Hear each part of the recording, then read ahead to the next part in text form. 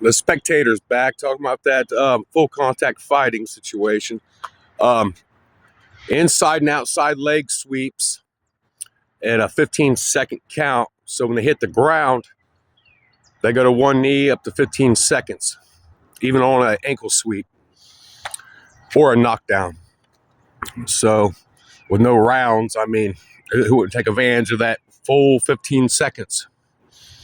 Especially with the referee and the two corner men would be on top of the 6 foot tall plexiglass with the safety functions to the headgear for people's noses, ears, and the back of their heads. So they don't get a whiplash double knockdown. And you can't hover over your opponent either. You have to stay away from them when they hit the ground, even on an ankle sweep. So when somebody's throwing a left or a right and they get hit in their inside ankle or outside ankle and they hit the ground over and over again, they can be knocked down the whole fight.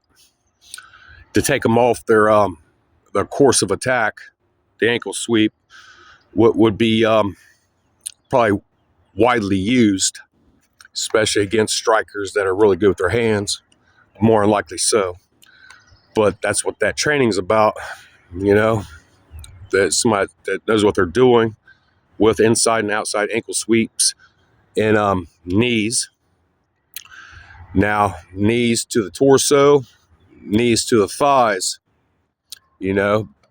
but knees to the thighs would be pretty damn dangerous. It'd really screw people's kicking abilities up. So there's 1,000 ways to go about that. But this needs to be discussed with people that's been doing that shit their whole damn lives. Would probably be better at making those judgment calls more than me. I just have like the root idea of it that I know would be really exciting and really fun, especially not to see fucked up eyes and noses would be the exciting part. And a lot of striking and a lot of amateurs that are getting better and better and without their eyes and noses being all fucked up, and maybe a super safe mouthpiece so they get better and protected at the same time, getting better to a pro level so they don't become pros all fucked up looking. So they, especially if they have kids and shit, so that they maintain a good sportsman-like conduct. So with no rounds and all that in the in up to 15 seconds to be able to get back to their feet, even on an ankle sweep, because they could be throwing a hard left or hard right and get their fucking leg took from underneath them and it hit the ground.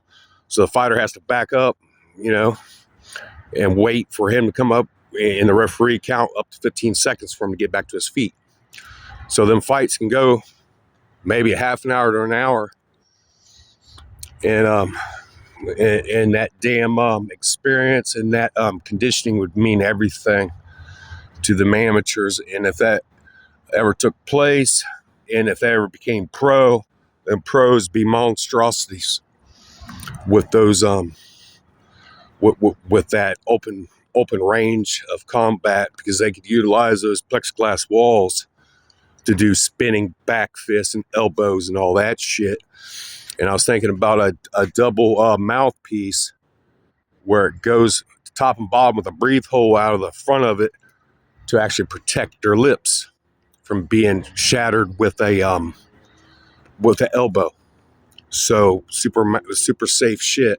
So a trained professional that makes headgear, a trained professional that's been doing that shit their whole life, and people that's been doing all this other stuff their whole life. I'm more of a spectator, but I come up with these ideas that I need somebody to help me with to see if it's all a good idea or not. So I know it'll work. I know 8 yard by 8 yard will be plenty big enough, especially if the referee ain't in the way, for them to recover. So they just can't take a knee and fall down, take a knee to think about, the situation, because, they have to get hit with the ankle sweep or a hard enough punch to take that knee to think about, the separation. Somebody can't take 1,000 fucking knees, or they'd probably be disqualified if it's uncalled for. But that's another scenario. Uh, my name is Justin Richmond, by the way, and I approve this message because I know it'd be an exciting situation for many people to get involved with something of this nature.